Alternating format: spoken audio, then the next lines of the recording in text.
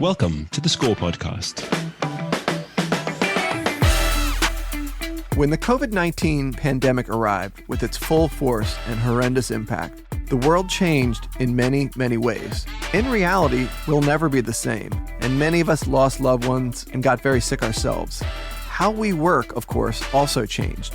The world went digital almost overnight, which caught some companies by surprise, while it afforded others an opportunity. But what's not changing back is the need to have digital connections with our stakeholders. How does VantageScore accomplish that? Well, glad you asked. I'm Jeff Richardson, host of the Score podcast, where we always speak to the most innovative leaders in the marketplace. Joining me today is my colleague, Atif Mirza, Vice President of Digital for VantageScore, where he actually leverages his extensive experience in data strategy and financial services to build and deliver really awesome tools and insights to help market participants better leverage the power that using VantageScore credit scores provide.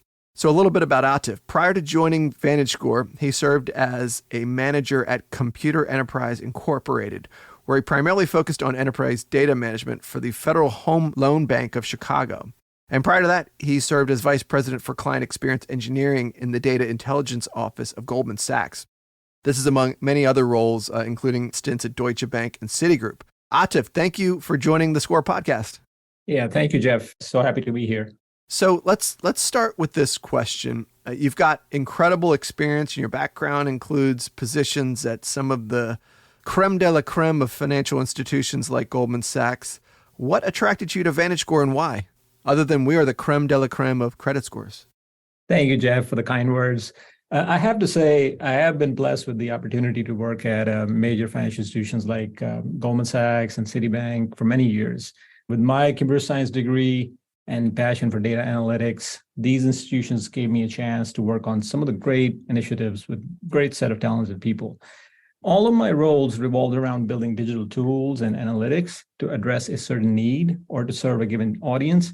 However, within the firm or division I worked in, when I found out about VantageScore building a digital side of the house, I was curious. However, what really attracted me was the part of the mission statement of being most inclusive credit scoring model in the industry and how we digitally engage with our stakeholders outside the firm. Building something that affects the lives of everyday consumers was the key motive for me to join the mission at VantageScore. So perfect segue. One of the first initiatives you worked on at VantageScore was Inclusion360. I had the pleasure of writing the press release announcing it. Can you explain to the listeners what that tool is and how lenders and other stakeholders can use it? When I joined a little over a year ago, our first task at hand was how do we show that VantageScore credit scoring model enables greater financial inclusion? So we launched Inclusion360, our first digital tool. It is an open access available on our website. It is an interactive tool that allows users to uncover underserved consumers by geographical footprint across the United States. What it means is that lenders, policymakers, and other stakeholders can use this tool to view, give you an example, population of a given state by county, by ethnicity, and how much more of that population VantageScore is able to score compared to conventional scoring models. And further, how much of that population is with credit scores of 600 and above. So really driving financially inclusive outcomes for traditionally underserved consumers. I've had the pleasure of doing demos of the tool with stakeholders, including the media, and I can tell you everybody is blown away by that tool. So you've been prolific in the development of these tools. So let's talk about RiskRatio. So the marketplace and the economic environment is pretty volatile at the moment. And so it's really important to track the relationship between credit scores and risk, which of course is dynamic. So can you explain that situation, that relationship, and speak to the development of RiskRatio and what that is? You said it right. A common misunderstanding about credit scores is that the risk associated with any particular score is static. In reality, the risk associated with credit scores shifts over time due to various factors, including macroeconomic changes and how consumers handle various types of credit products. RiskRatio is one of our very important digital tool that provides lenders and those in capital markets the ability to refresh the relationship between VantageScore credit scores and the default levels. And default here is measured by delinquency of 90 days or more over a 24-month period. at different point in times for origination, as well as existing accounts at product level. RiskRatio is also open access, available on our website. The target audience for the tool is credit risk officers, underwriting, treasury, and capital market participants.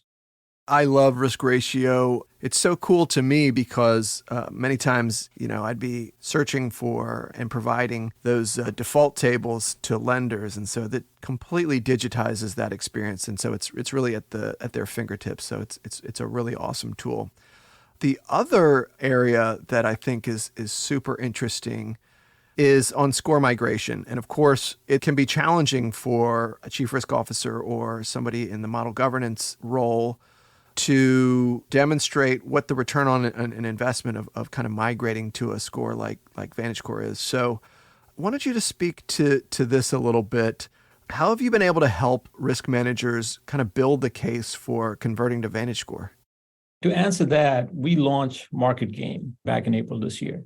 MarketGain provides quantitative data and insights to lenders and fintechs on how their specific addressable market could increase if they were to convert to VantageScore 4.0 from conventional models. The methodology is based on including the counties where a lender has existing branches and then creating the report based off of those counties. We use FDIC branch location data as well as NCUA credit union locations data, and to determine the footprint of the FI or the credit union. Report can be run at the financial institution level, state level, or financial institution and a single state level. Again, we build a case based on assuming that the newly scorable should have the same ability to acquire credit products as those who were conventionally scored within their same zip codes. So lenders, if you're listening out there, and I know you are, you can request a MarketGain report through our website, and that's VantageScore.com. When I say Atif's been prolific, I certainly mean that. So let's talk about another tool you helped launch. Let's talk about CreditGauge. CreditGauge is well known to listeners of this podcast. It provides a number of dimensions that reports out on consumer credit health. But what changes have you worked on with CreditGauge, and where do you think it might head in the future? So CreditGauge, as you already mentioned, is a monthly analysis that highlights the overall health of consumer credit in the United States. It is a downloadable report, series of interactive dashboards that are open access, again, free on our website. The analysis currently focuses on the areas such as delinquencies, newly open accounts, average balance or balance to loan ratio by products. And in the future, we are looking to add a deeper view by credit segments for each of these areas. And to conclude, the target audience for this product is very broad, from lenders, media outlets, research professionals, and economists, and so on. CreditGauge is awesome, and so are all of these tools, and they are all available at VantageScore.com. There is no requirement to log in or provide information, and they're all open source and free to use. Atif, thank you for your great work and for being a guest on the Score podcast today. Thank you for having me, Jeff.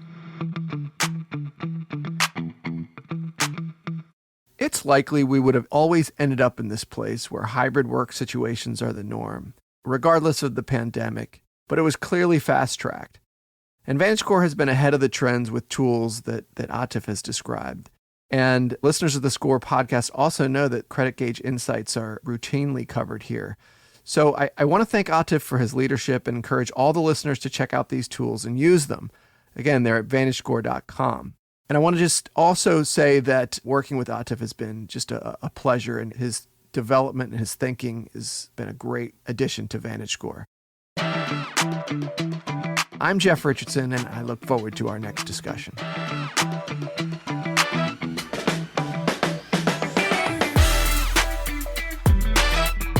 The views and opinions expressed in this episode do not necessarily reflect the official policy or position of VantageScore Solutions. Visit VantageScore.com to learn more.